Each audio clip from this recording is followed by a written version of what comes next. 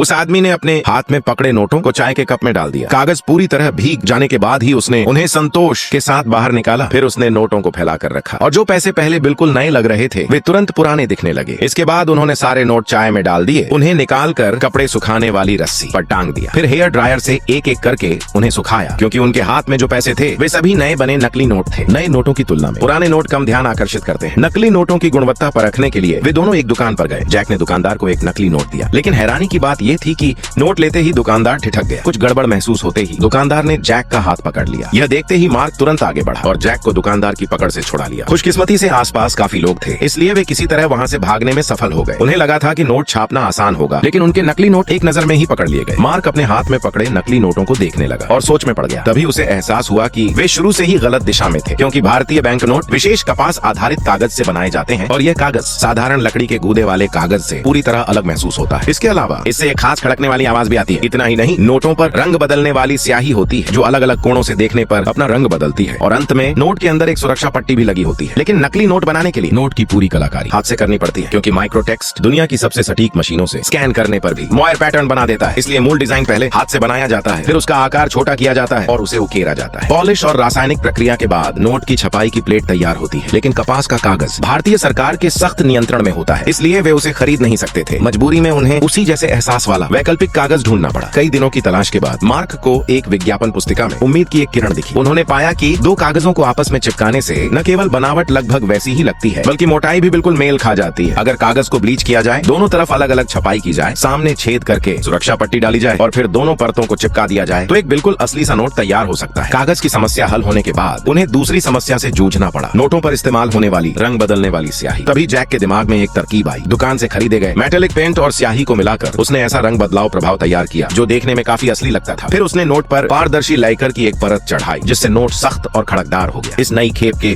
नकली नोटों की गुणवत्ता जांचने के लिए वे एक बार फिर उसी सड़क किनारे वाली दुकान पर लौटे।